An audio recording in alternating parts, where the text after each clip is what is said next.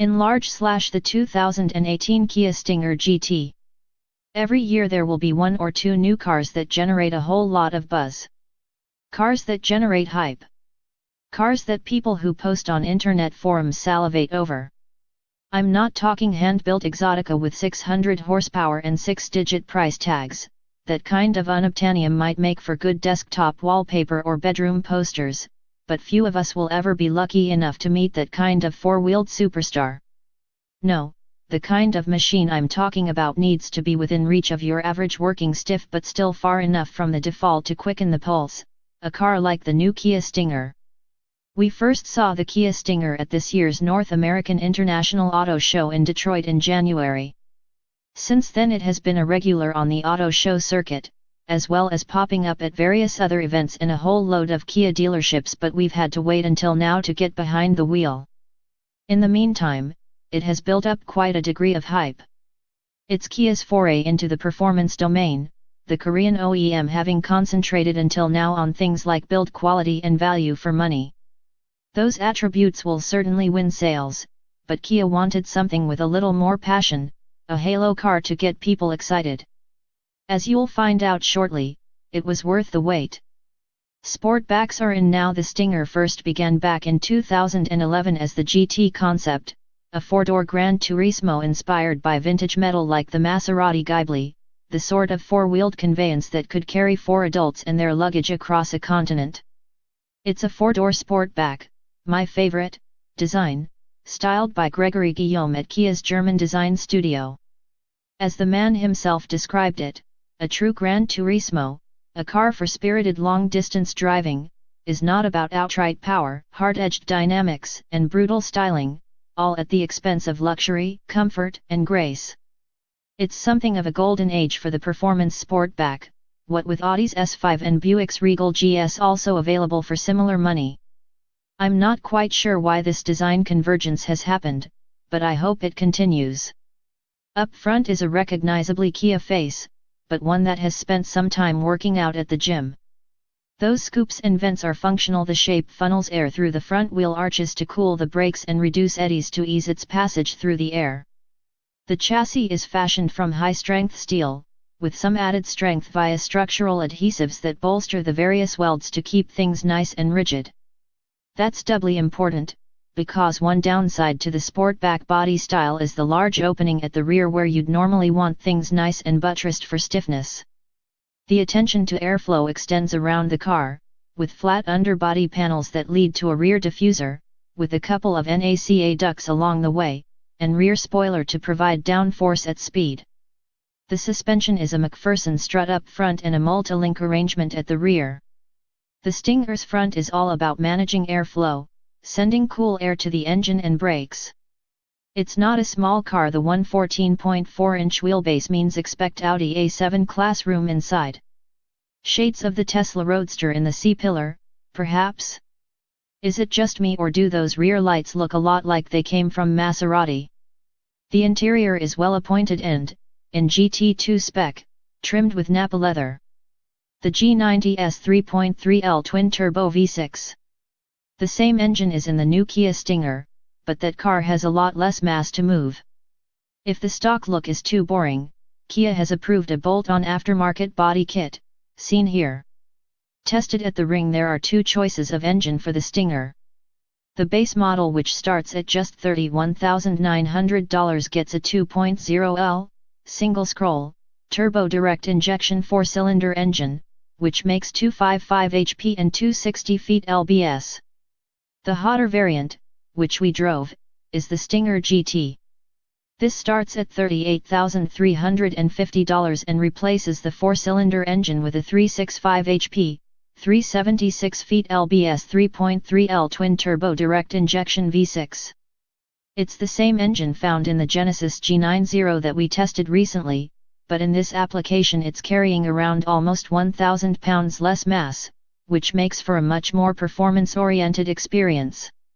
In both cases, the Stinger uses an 8-speed automatic transmission, a bespoke Korean gearbox common to other Kias, Hyundais, and Genesises rather than the ubiquitous ZF8 HP. And you can have a choice between rear and all-wheel drive. As we discovered, you'll want to save the $2,200 and go for the RWD variant rather. Spend that money on some dedicated snow tires if you live somewhere where winter weather is a serious concern. If you do opt for AWD, the car is rear biased by default but can send up to 50% of its torque to the front wheels. Further underlining the Stinger's performance credentials honed with more than 6,000 miles on the Nürburgring Nordschleife, you know our dedicated oil coolers for the engine and transmission, an optional limited slip differential for the RWD models, from GKN, and the fact that it comes equipped with Michelin's latest Pilot Sport 4 tire, a Stinger-specific variant developed with the car's engineers. A proper Gran Turismo? A good GT car shouldn't just be fast, it needs to be somewhat luxurious. After all, there's no point driving across Europe in a day to get to Monte Carlo if you emerge from your car looking like a sweaty, crumpled mess. There is plenty of room thanks to the car's 114.4-inch wheelbase, even the rear seats get more than 36 inches of leg room, and 2 adults could happily sit back there for hours without complaints. The materials are all of a quality you might not expect of Kia, particularly the GT2 trim level cars, although even the cheapest Stinger is wrapped in leather on the inside. Forgive the use of Kia's photos for the interior, but they came out better than mine. Rear legroom is more than adequate. 2 adults could happily sit back here for hours at a time without complaining.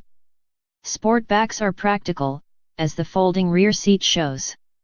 Despite the large opening in the body, the Stinger GT manages to feel rigid, thanks to plenty of high-strength steel. Want multicolored mood lighting? You got it. Bum heaters, bum coolers. Apple CarPlay and Android Auto are available. The GT2 spec cars really are fully loaded, on top of upgraded Nappa leather trim and a 16-way adjustable driver's seat, versus just 12-way seats in other GTS or 8-way seats in the 4-cylinder car. You also get seat coolers, all versions get seat heaters, a suite of advanced driver assistance systems, these are options on the other cars, and a heads-up display. But expect to pay for the privilege so equipped. A GT2 spec Stinger GT will set you back $49,500. That's a lot of money for Kia, but you do get a lot of Kia for your money. But what I imagine you really want to know is what it's like to drive. After all, so did I, which is why ours flew me all the way out to Los Angeles. In the morning, my drive partner and I picked an AWD Stinger GT, and I must confess that even after half an hour on the Angeles Crest Highway, I was feeling a little underwhelmed. The car is certainly capable, with plenty of grip for the conditions and an ability to gather speed deceptively, but it didn't quicken my pulse, in either a good or bad way. Had I come all this way for nothing? Everything was very stable and predictable, although with the traction control turned off it was possible just about to provoke the car to break loose. So good to drive a lunch stop in the shadow of Magic Mountain throughout those first impressions, for it was here that I got my first taste of the RWD version. What a difference! Kia had laid out an autocross course on which we could push the car's limits. Kia also brought along some of the rival cars it benchmarked the Stinger against, including the Porsche Panamera, Audi A5 and A7, and BMW 440i Gran Coupe, reflecting plenty of confidence on its part. Although Kia says it doesn't expect anyone to actually cross-shop a $90,000 Porsche against the Stinger GT, it wanted to show the car could hold its own. After just my first run through the cones in a RWD Stinger GT, the past year's hype all suddenly made sense. The stolid nature of the AWD variant was gone. Here is a car that is playful and energetic. This was further confirmed with another run through the canyons on the way back to North Hollywood. The RWD Stinger GT is so much more eager and it flows down the road effortlessly. There's more grip than you'd think from the front, thanks to the Pilot Sport 4s. Even if traction control on the rear is a little playful, you get that lovely mid-corner yaw that delivers a micro-jolt of adrenaline as the limited slip differential makes its presence known, reminding you that yes, this is a driver's car. With TC turned off, the rear tires can be lit up with the judicious application of the throttle, and it's easy to catch and drift. One piece of advice: rather than putting the car in sport, Choose Custom instead and turn the steering setting back to Comfort. In Sport, the steering weights up, but you don't get any added feel, and the lighter help in the Comfort setting makes for a less tiring drive. Your options are Smart, Eco, Comfort, Sport, and Custom, and these will remap the throttle, steering, ESC, transmission, suspension, and AWD. 13.8-inch, 4-piston Brembo brakes up front are resistant to fade. This is one of the rear-wheel drive Stinger GTS, and I can promise you this driver is enjoying the road. You have to give automotive journalists something to do during downtime, otherwise they'll start tearing the place apart. You'll also be glad to know that the Stinger GT's brakes are more than up to the job. Up front, these are 13.8-inch 4-piston Brembos, and they feel more than up to the job of stopping a 4,000 pounds, 1,814 kilograms, car capable of 167 miles per hour, 269 kilometers per hour, flat out. The other notable performance spec is its 0 to 60 miles per hour time, 4.7 seconds. Even sitting in the back during some canyon carving proved comfortable. You obviously lose some of the lateral support that the front seat occupants enjoy, but the primary and secondary ride is good even with the suspension in its harder setting. For up, you probably won't want to throw the car around like it's a qualifying lap, but it's good to know that if you do, the results won't be nauseous passengers. Other points to note? Oddly enough, for a performance car, I managed to exceed the car's stated fuel economy. Kia quotes 19 mpg city, 25 mpg highway, and 21 mpg combined for the V6, regardless of RWD or AWD. But with the car set to Smart, I saw more than 30 mpg on the freeway legs of our route. Hard driving in the canyons was a little worse, as you might expect, at around 13 mpg. The infotainment system is adequate. It's Kia's latest UVO 3 system, which includes some telematics options for your smartphone, diagnostics and geofencing, but the presence of CarPlay and Android Auto is welcome, and the optional 15-speaker Harman Kardon sound system was more than acceptable to my middle-aged hearing. At the risk of repeating myself, I am glad to report that the Stinger GT is indeed one of those cars that lives up to the hype. If you're one of those internet commenters who has expressed a desire to put one in your driveway, please do, because this car deserves to succeed in the marketplace.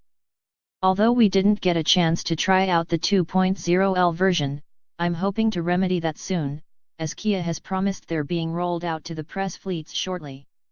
As and when that happens, we'll keep you informed.